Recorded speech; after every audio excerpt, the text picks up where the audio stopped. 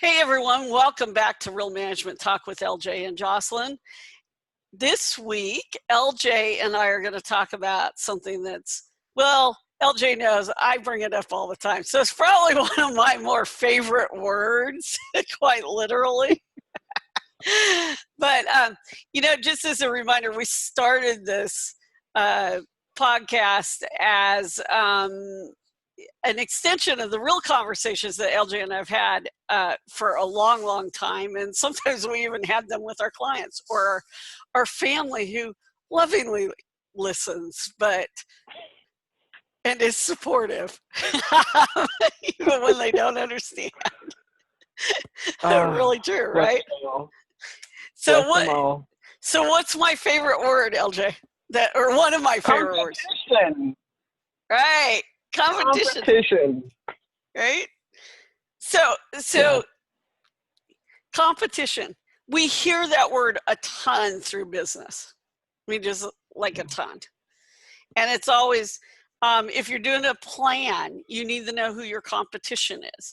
If you're selling something, your competition might be doing it better. If you're branding, well, look at what your competition's doing to get their clients, right? Right. Yeah, that's a bunch of bunk, if you ask me. I agree, because you cannot establish your own identity based on what you're not, right? And I think that, like you said, to the point of competition where, we start, even with our SWOT analyses, we're looking at, what do we do well, what don't we do well, and what do they do well over there in that corner? And they've been in business for 100 years, and we've been in business for 5. And what do they do well, and what can we take from that, right? I'm pretty sure that Elon Musk, with Tesla, with PayPal, I'm pretty sure Elon Musk said, my competition is what my business case or my business plan was a year ago, 2 years ago, 5 years ago. I'm looking short term to see what I can do to beat my personal best, right? Beat your personal best. And I think that's the same that goes with business, for-profit, nonprofit. That's the type of mindset, I think, that's not only characterized as a growth mindset and a tacit mindset, but also characterized as a mindset that's going to keep you in business, is going to keep you relevant. Right. Well, and you're exactly right, because when we look at competition, really, if you're doing a business plan or you're doing say an investor pitch, or you're doing maybe you're just trying to improve what you're doing, your processes, your products, whatever it is. It's more about knowing what other people are doing, or how long they've been in that space, so that you can articulate how maybe you're different, or how you're doing a different spin.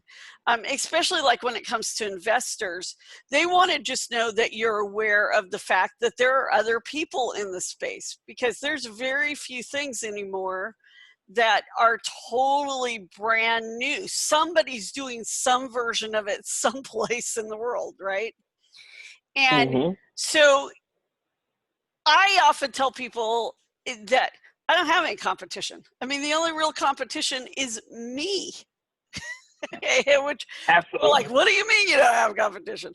Well, are there other people in my space? Sure. In fact, LJ and I are in each other's spaces. I mean, if we want to look at it that way. But we are sisters in business. We have I think since the day we met, and I've said this on other episodes, I found out about Jocelyn Vanconi through my boss at the time when I was at Edgewood. Dr. Castro loved Jocelyn. I mean, he spoke so highly about her because he knew her work. He knew, all the things that she had done with the Westside Development Corporation and several other organizations that are all better off today because of her brilliance and her capacity, her talents, I should say, her capabilities and her talents. So that's how I came to know Jocelyn Vanconi without knowing Jocelyn Vanconi for myself. And when I heard Dr. Castro raving about her, I didn't get upset. I didn't get intimidated. I said, well, this is someone that I want to meet. This is someone that I want to learn from. This is someone that I want to partner with. This is someone I want to succeed in business with. So that again is the type of mindset that, Jocelyn, to your point, when you say I don't have any competition, that's what we're saying. We're saying that for you to feel threatened, because when someone says I'm your competition, automatically what that implies is, or what you're going to infer from that, is that this person is someone to fear, someone to avoid, maybe someone to try to imitate but not support.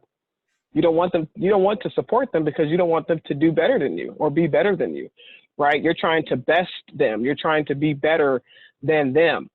That is an unsustainable way of thinking in business, but it's also very toxic and very deleterious. It's very harmful, not only to the ecosystem that you're forfeiting to build. You're not going to build it because you're fearful of being successful, but it also hurts you because you will not be able to get what you need to be the best that you can be. You cannot be the best that you can be in a vacuum or by yourself. You've got to link up with others in your field, in your profession, who are smarter than you, frankly.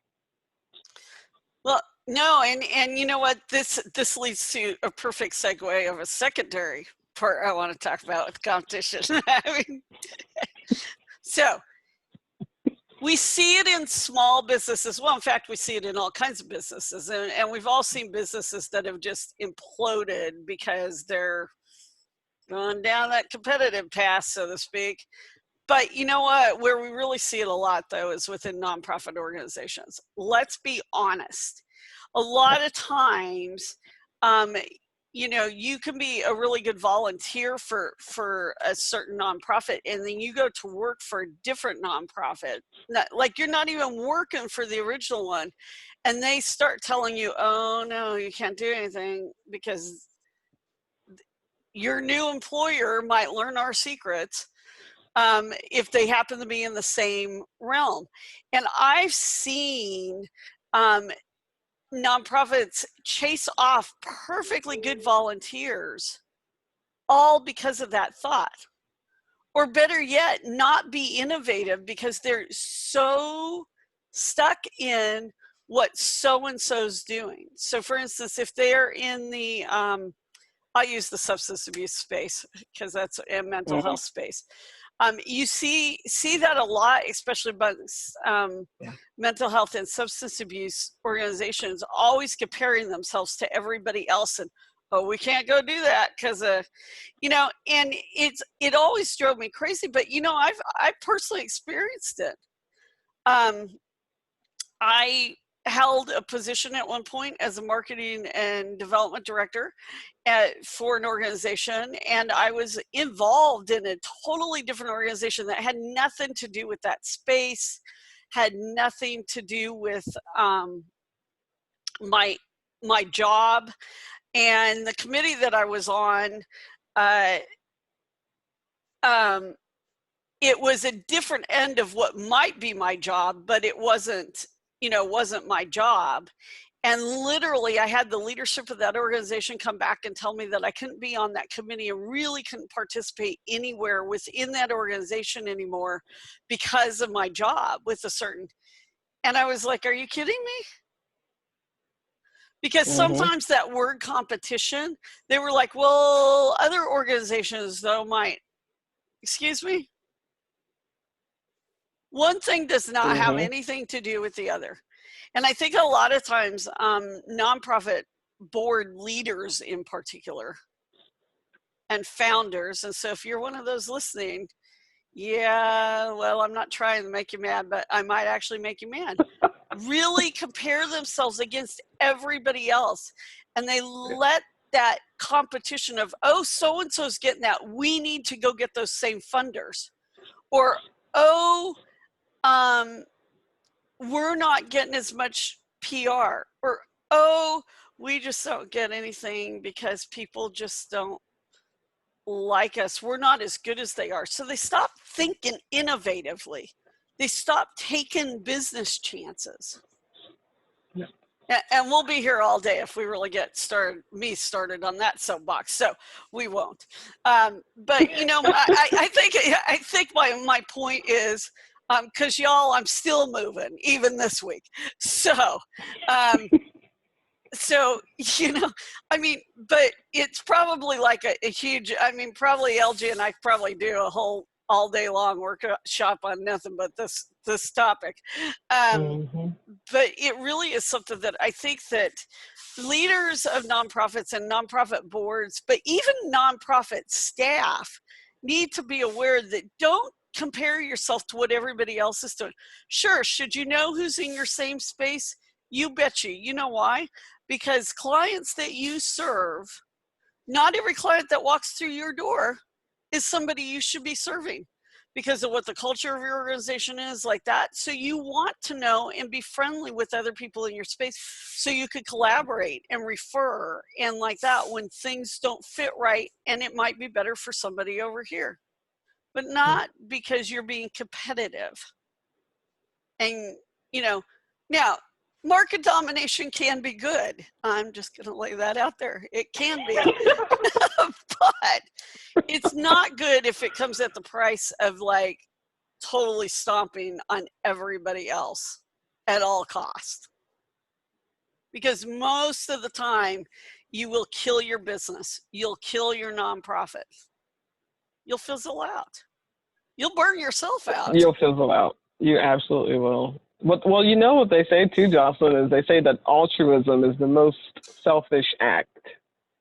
And that's always going to be true because we're not coming from a perspective. I had to write down some great things that you were saying because it reminded me of what I wanted to talk about. I know we don't have much time and we can pick this up again at our next episode, but the scarcity mindset is where a lot of our nonprofit leaders, volunteers, staff, board, that's where they're operating from. And that's, you already know my stories of serving as a president and chair of board for multiple organizations and, you know, serving on the board as just a regular director, sometimes an officer, right, you know, and then of course a staff and volunteers. So it's one thing that I have observed in basically every nonprofit that I've ever worked in.